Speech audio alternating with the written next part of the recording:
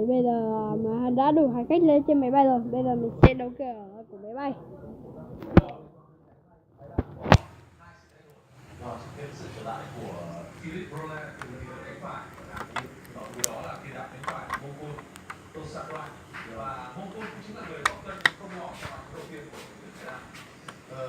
Tôi nghĩ rằng là Thái Lan ở trong trận đấu này họ cũng biết được điểm yếu của Malaysia. Như cái ở phần đầu mình luận trước trận thì tôi đã đề cập tới điểm yếu của Malaysia trong cái tình huống tấn công của tuyển Thái Lan ở trong trận đấu lượt đi. Thì những cái pha trong bóng hồng Rồi, xong rồi.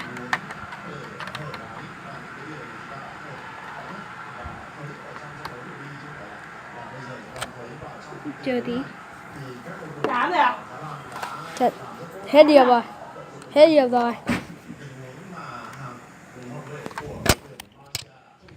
Mình lại phải để cho màn hình thì chỉ cái máy bay của mình đã.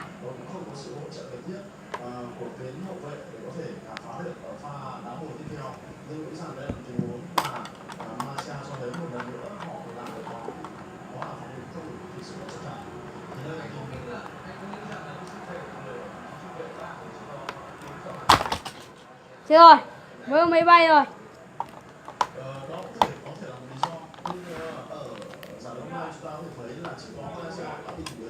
Hai màn trong trận đấu với đội tuyển của chúng ta cho thấy là họ cũng có những vấn đề là không phải thực sự là chắc chắn.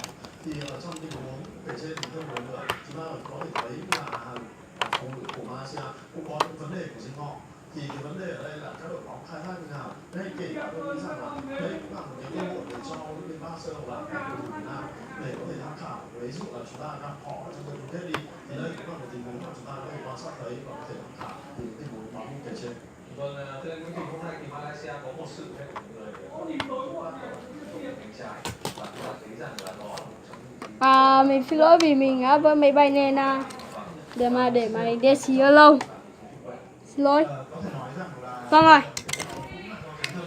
Ok. Mình sẽ bảo cho máy bay cất cánh ngay bây giờ. Ok, hành khách đủ chưa? Được rồi. Trên máy bay chỉ có 5 người.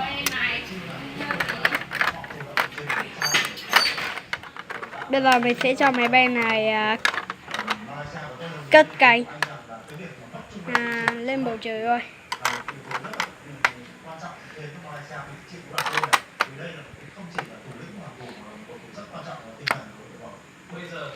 Yeah.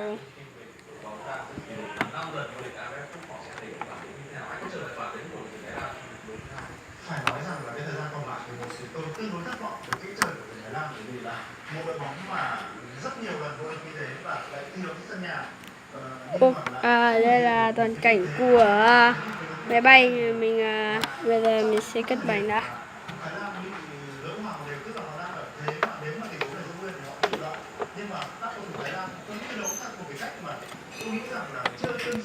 Ok. Ok, máy bay đang bay lên bầu trời. Hạ cánh rồi.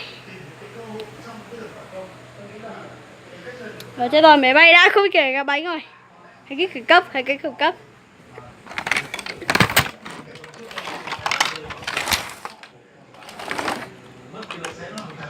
Xong rồi, máy bay đã bị tai nạn.